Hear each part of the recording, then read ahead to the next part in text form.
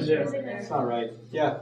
Okay. Yeah. Well, I just kind of want advice. Like, okay, so many of us, like, what happens is our highest, like, our Quranic, going back to the Quran, our the highest educational Quran is like many of us go through life with only like a third grade understanding of the Quran, where we either stop studying it or we don't go anywhere past like just reading it once, or just like memorizing just a few things from the back of Juz Allah. And like, what is something that we can do to like, continue it?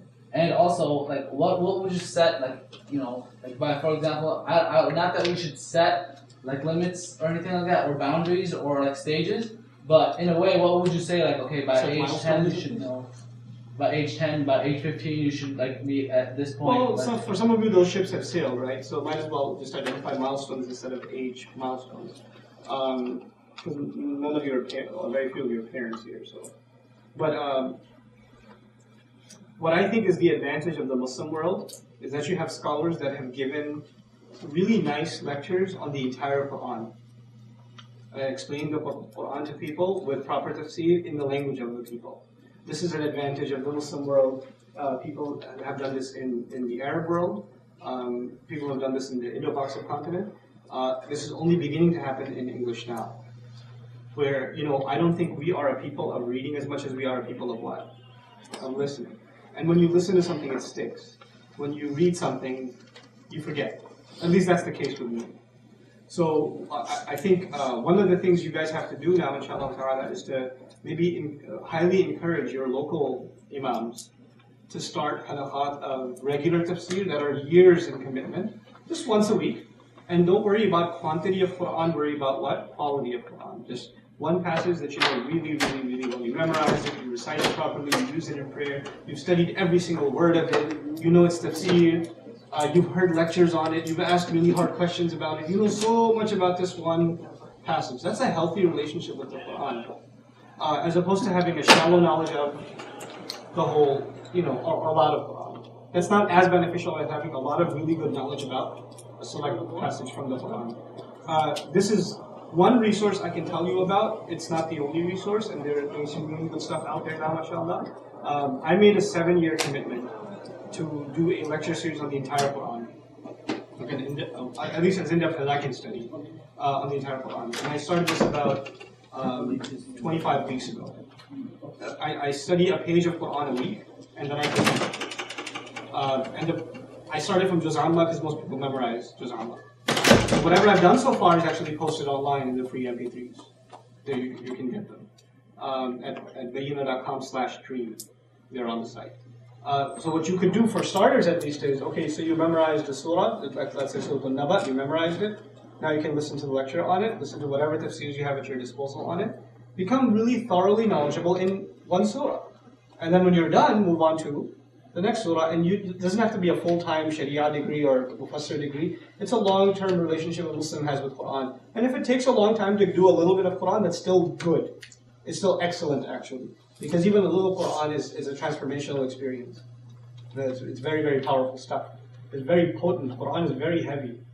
No writer, no songwriter, no entertainer is going to be heavy like that. Sometimes you listen to how man, that was deep. That wasn't deep. Quran is deep. I'm telling you, it's deep. It rattles you to the core. Man. Whoa. Can I give you an example? It's on the tip of my tongue I should give you. Should I give you? Sorry. Last week I was teaching بِأَنَّ رَبَّكَ أَوْحَى. You know this? أوحى إذا زلزلت الأرض زلزالها وأخرجت الأرض أثقالها وقال الإنسان ما لها بأن ربك يومئذ تحدث أخبارها بأن ربك أوحى لها. In Arabic we don't say أوحى لها, we say أوحى إليها. We don't say لها, we say إليها. It means the rough translation of the ayah is because its Lord, or your Lord, meaning Muhammad sallallahu alaihi wasallam, your master, had inspired the earth to give out its news. Meaning the earth, everything we do on the earth, it was being recorded, and you know who was watching it and absorbing it? The earth all this time. And on that day it gets to speak about everything it knows. It's been holding back, it's been quiet all this time, and then it gets to speak about it on the day of judgment. That is the ayah, يَوْمَئِذٍ تُحَدِّثُ أَخْبَارَهَا. Then also says, why does it speak on that day? بِأَنَّ رَبَّكَ أَوْحَى لَهَا. Because your Lord, rough translation before you, because your Lord inspired it. Okay? Your Lord inspired it. But if you want to say inspired it or instructed it even, you don't say أوحى لها, you say أوحى إليها. the meaning changes with love.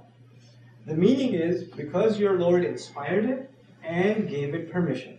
وَأَذِنَ لَهَا. It's mahloof. He gave it permission. You know what that means? You know when you instruct someone, they may or may not want to do it.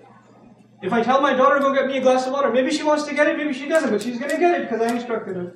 But if I give her permission to go outside, then I know one thing for sure. That she what? She wanted to go. What we learned from that lam in the ayah is the earth wanted to speak all this time.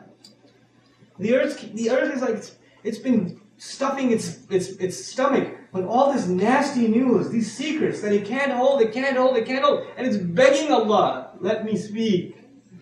Let me speak. There's too much, I can't take anymore. And then finally Allah says, go ahead. So we're learning that the earth is very impatient with us. It's holding back. The only thing holding it back is that Allah hasn't yet given it permission, but it wants to. And it's going to regurgitate on that. SubhanAllah, just with that, man.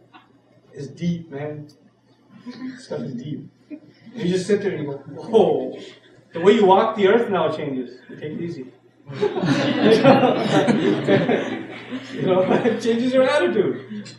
It's heavy stuff. So, if you become a student of Qur'an, inshallah ta'ala, it's really, and then your mind is thinking about this stuff, and now you have no time for vanities. Hence, becoming a person of pure mind. May Allah make us of those people, inshallah. I'm not going to answer any more. Please don't ask me.